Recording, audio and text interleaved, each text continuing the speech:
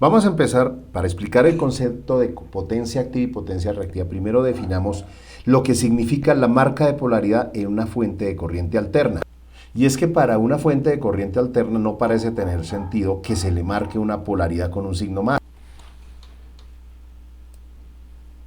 Por una sencilla razón, porque el voltaje en una fuente de corriente alterna, como su nombre lo indica, está cambiando constantemente en el tiempo de una forma periódica. Durante cierto intervalo de tiempo, la polaridad es positiva en la terminal superior, negativa en la terminal inferior. Luego, durante otro intervalo de tiempo igual, la polaridad cambia y se convierte positiva en la terminal de abajo y negativa en la terminal superior. Cuando a una fuente de voltaje alterno o de corriente alterna se le marca una polaridad positiva, no se hace para indicar que esa terminal es siempre positiva. Se hace la marca es para determinar cuál es el semiciclo positivo y cuál es el semiciclo negativo. Si nosotros tomamos esta fuente y la comparamos con el comportamiento en el tiempo del voltaje entre sus terminales, como se indica en la figura, donde el voltaje precisamente es una función sinusoidal, dada en términos de coseno. Entonces, en este caso, el semiciclo positivo, que está definido aquí en un semiperiodo, un semiciclo, significa que durante este intervalo de tiempo, la polaridad es positiva acá, donde se pone la marca, y negativa acá.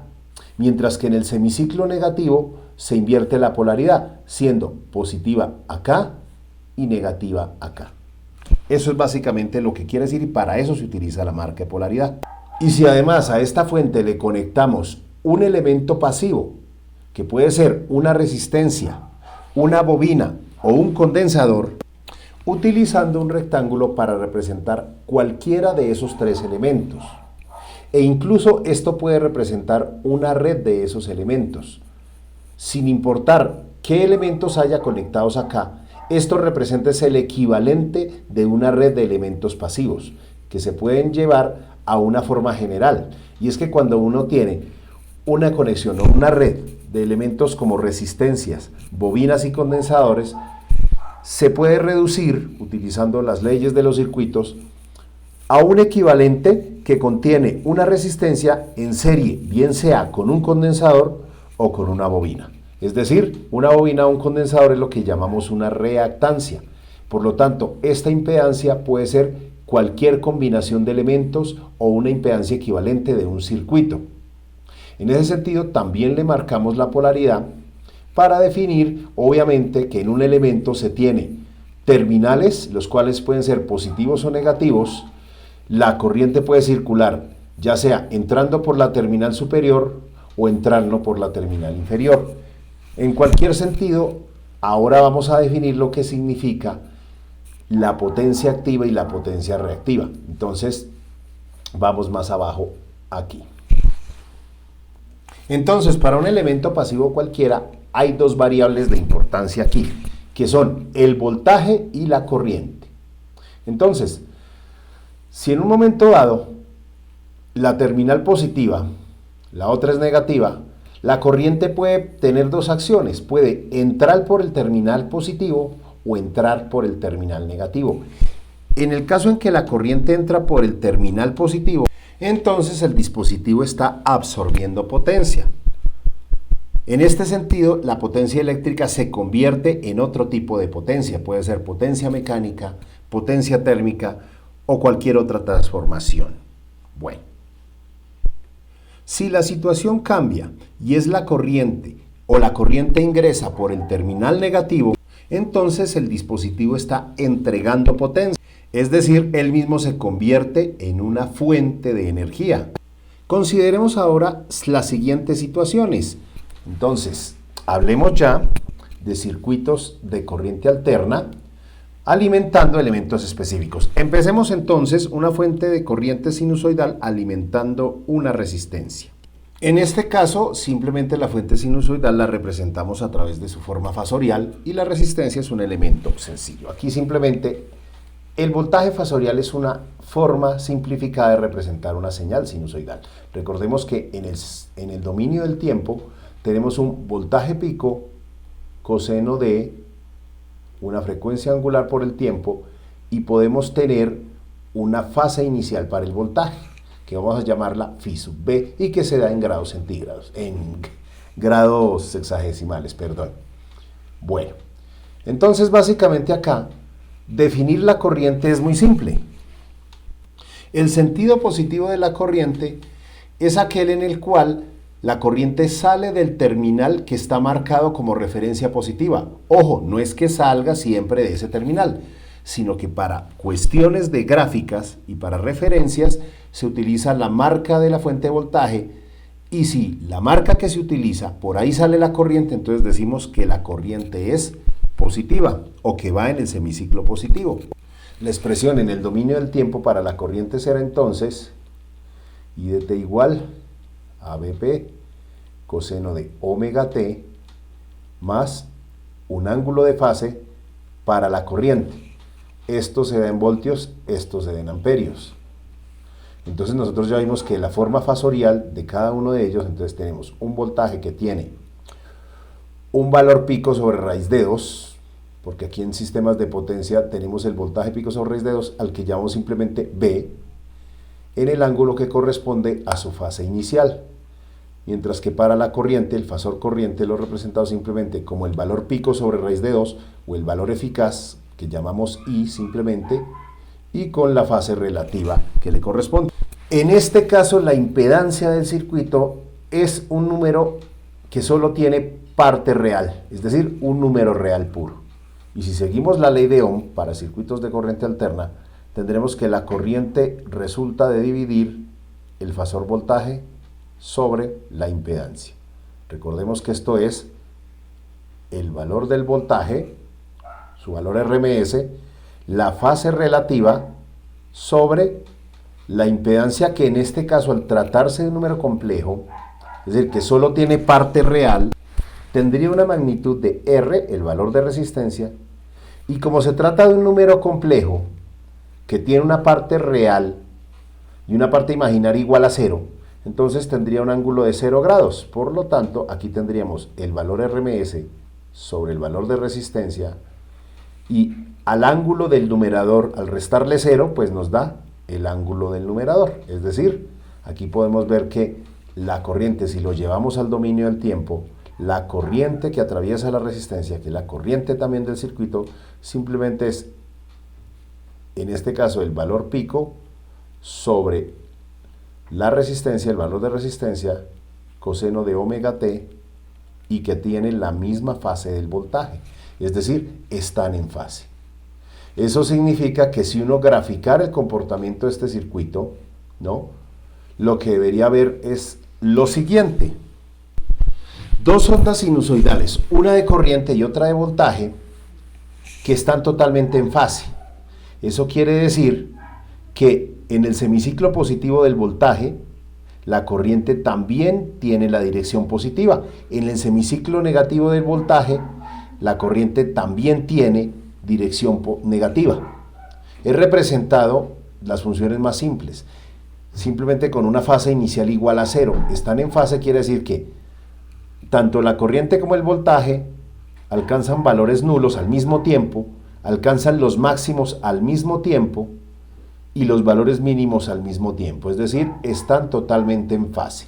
Eso es cuando hablamos de un circuito totalmente resistivo alimentado por una fuente de corriente alterna. Para el caso de una fuente de corriente o de voltaje alterno que alimenta una bobina, decimos entonces que tenemos una reactancia inductiva. Y la reactancia inductiva, recuerden, se representa con el número o la base de los complejos J y XL, que es la reactancia inductiva, la cual, recordemos, es igual a omega por L, donde L es la inductancia en henrys, y este omega representa la frecuencia angular, que es igual a 2pi por la frecuencia lineal. La frecuencia lineal es la frecuencia que se da en hertz. Bueno, entonces, basado en esto, si nosotros aplicamos lo que hemos aprendido acerca de la ley de Ohm, la corriente, también definida como un fasor, va a ser positiva cuando fluye en el sentido tal que sale de la marca o del terminal marcado como referencia positiva de la fuente. Recordemos que es una marca de referencia, no es que esta polaridad sea siempre positiva, sino que es la marca de referencia que se considera positiva para graficar, ya que cuando es positivo acá, entonces indicaría que el voltaje va en semiciclo negativo. Bueno, entonces esa corriente, en este caso, será dada por la ley de Ohm para sistemas de corriente alterna como el voltaje de entrada sobre la impedancia. En este caso la impedancia corresponde a JXL, es decir, un número imaginario puro, no tiene parte real y ese número imaginario es positivo, es decir, en forma polar tiene una magnitud de XL con un ángulo de 90 grados. Esa sería la expresión.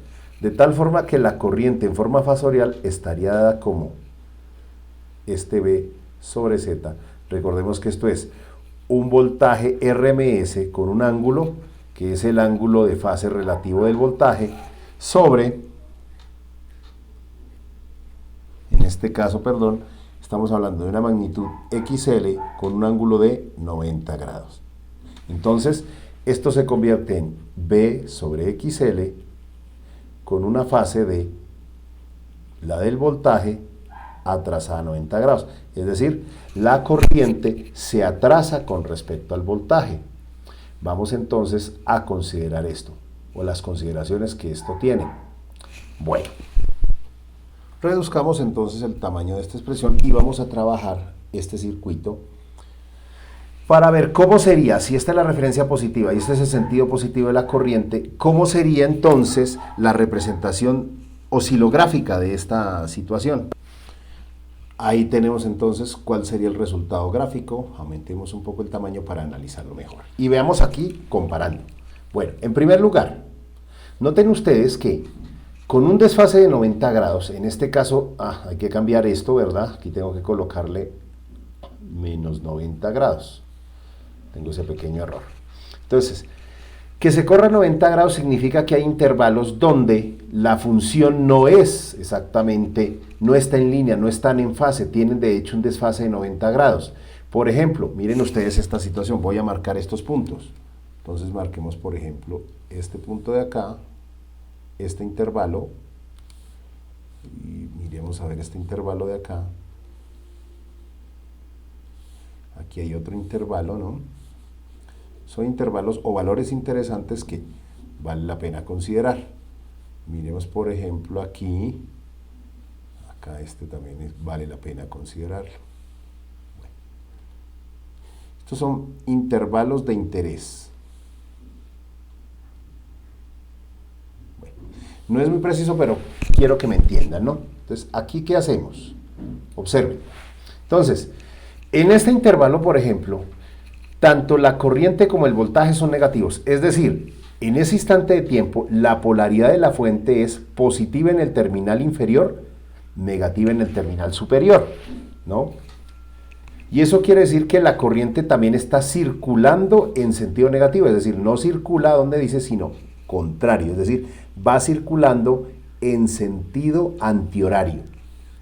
Entonces, en ese orden de ideas, tenemos que ambos elementos son negativos. En este intervalo ocurre que el voltaje es positivo, es decir, las terminales son positiva la de arriba, negativa la de abajo, pero la corriente está circulando en sentido positivo. Eso pasa en este intervalo. En este intervalo, tanto la corriente como el voltaje son positivas, es decir, la polaridad de la fuente es positiva acá y la corriente está circulando en sentido horario. Aquí, ahora la situación es que la corriente está fluyendo en sentido horario, pero el voltaje es positivo en la terminal de abajo, ¿no? Aquí podemos ver que hay partes, es decir, podemos ver que durante cierto intervalo de tiempo, como la polaridad, como el elemento, la bobina está conectada directamente a la fuente, entonces podemos ver que la polaridad, por ejemplo, el voltaje es negativo en la parte superior, o sea, es negativa aquí, pero por ese punto está entrando corriente, entonces en ese momento la bobina está cargando a la fuente, es decir, está suministrándole corriente, le está entregando potencia, ¿no? En estos intervalos pasa lo mismo. En este intervalo de acá, por ejemplo, podemos ver que el voltaje es positivo, o sea, la polaridad está positiva acá, pero la corriente es negativa, es decir, fluye en sentido contrario, es decir, entra por el terminal positivo de la fuente. Por lo tanto, la bobina se comporta como un elemento que entrega potencia a la fuente. Por eso se llama reactiva a la potencia en las reactancias donde eso ocurre, ¿no? Ahora vamos a ver cómo es la situación en un circuito RC serie, es decir, en un elemento como un condensador alimentado por una fuente de corriente alterna. En esta situación tenemos entonces una reactancia capacitiva representado por el negativo, ¿cierto? JXC menos JXC, es decir, un número imaginario puro donde la parte imaginaria está en el semieje negativo, ¿no? No tiene parte real. Por lo tanto, recordemos también que aquí es importante, ¿no? Las fórmulas que debemos recordar es que, entre otras cosas, por ejemplo, la impedancia va a ser igual a menos JXC, ¿no es cierto? Que esto es una magnitud XC con un ángulo de menos 90 grados. Estamos hablando de ohmios, ¿no? Y que XC es la reactancia capacitiva expresada como 1 sobre omega C, donde omega es 2pi por la frecuencia lineal en Hertz. Bueno, entonces, en este orden de ideas, está definido como positivo el voltaje, o que está en el semiciclo negativo cuando la terminal superior es positiva, y el semiciclo positivo para la corriente es cuando está fluyendo en el sentido horario, ¿no? Entonces, la corriente está definida como el voltaje, en este caso, un valor RMS igual a B, por algo que llamamos phi sub B, sobre la impedancia, en este caso sería X sub C en ángulo de menos 90 grados, indicando que la corriente, en este caso, va a ser igual a B sobre X sub C, con un ángulo que es 90 grados en adelanto respecto al voltaje. Es decir, la corriente se adelanta 90 grados en un circuito compuesto solamente por un condensador. Entonces, si yo lo expreso esto en el dominio del tiempo, entonces si el voltaje es, basta con decir B, un valor pico, coseno de omega t, tomemos 0 como referencia, la corriente por ese condensador estará dada por un valor pico, que en este caso será IP, lo llamaremos así, coseno de omega t más 90 grados. Entonces, esto en voltios, esto en amperios, y pues lo único que cambia es la relación de las corrientes, ¿no es cierto? Bueno, ¿cómo sería entonces el registro oscilográfico? Aquí tenemos entonces que es la corriente la que se adelanta. Ahora sí escribí correctamente el más 90 grados, ¿no? Recuerden que una onda se adelanta respecto a otra cuando se corre a la izquierda, ¿no? En este caso, noten que si es la referencia a la que vemos, siempre el valor de la corriente alcanza el máximo antes de lo que lo hace el voltaje. Hay un desplazamiento a la izquierda de la onda de corriente en este caso. Y también se presentan entonces las situaciones por cuadrantes, es decir, podemos ver, por ejemplo, que hay unos intervalos, en este caso este intervalo, podemos ver, por ejemplo, este intervalo, así, no es el mejor, la verdad no es mi mejor trabajo, pero, y este acá, y este acá, así, bueno. Entonces, noten que, por ejemplo, en los intervalos donde la corriente y el voltaje tienen signos contrarios, es decir, la corriente está, por ejemplo, aquí circulando en sentido horario, pero la terminal de la fuente es positiva en la parte de abajo, entonces son las situaciones donde es el condensador el que le está entregando potencia a la fuente. Ahora, eso ocurre, por ejemplo, acá, y ocurre acá en este intervalo. Podemos ver que aquí el voltaje es positivo, es decir, la terminal superior de la fuente es positiva y la corriente está circulando en sentido antihorario. En cualquiera de estas dos situaciones donde el signo de las variables corriente y voltaje es contrario, entonces tenemos una situación donde el condensador le entrega potencia a la fuente. En aquellos intervalos donde la corriente y el voltaje tienen el mismo signo, como acá, ¿sí? Entonces, en esa situación es la fuente la que le entrega potencia a la capacitancia, al condensador. Y esas son las situaciones que se dan. Y nos falta por considerar entonces la combinación RL y RC. Entonces, de hecho eso fue lo que hicimos en clases pasadas, ¿no? Nosotros trabajamos específicamente circuitos RC serie y RL serie. En estas dos situaciones, recordemos entonces que, si lo vamos a expresar, por ejemplo, con color azul, entonces aquí tendríamos una reactancia inductiva expresada como JXL, aquí una reactancia capacitiva expresada como menos JX sub C, ¿cierto? Aquí arriba, la impedancia está dada como R más JXL, y aquí abajo la impedancia del circuito está dada como R menos JX sub C. Esto expresado en forma polar nos lleva, recordemos, a resistencia al cuadrado más reactancia inductiva al cuadrado. Esto en magnitud también se puede expresar como R al cuadrado más X sub C al cuadrado. Lo que cambian aquí son por lo menos las fases, ¿no? Aquí nosotros tenemos esto expresado como tangente a la menos 1 de X sub L sobre R, y aquí esto lo expresamos como tangente a la menos 1 de X sub C sobre R, con el signo negativo aquí afuera. O sea, una propiedad de la tangente es que podemos sacar el signo. Permítanme, lo escribo de mejor manera. Es más bien menos tangente a la menos 1 de, a la menos 1 acá, de X sub C sobre R. Bueno, esto es para expresar las impedancias. Recuerden que las operaciones nos permiten considerar lo siguiente, ¿no? Entonces, aquí podemos tener que la corriente viene dada, y esto ya lo hemos visto varias veces, simplemente como la magnitud RMS del voltaje, en este caso sería,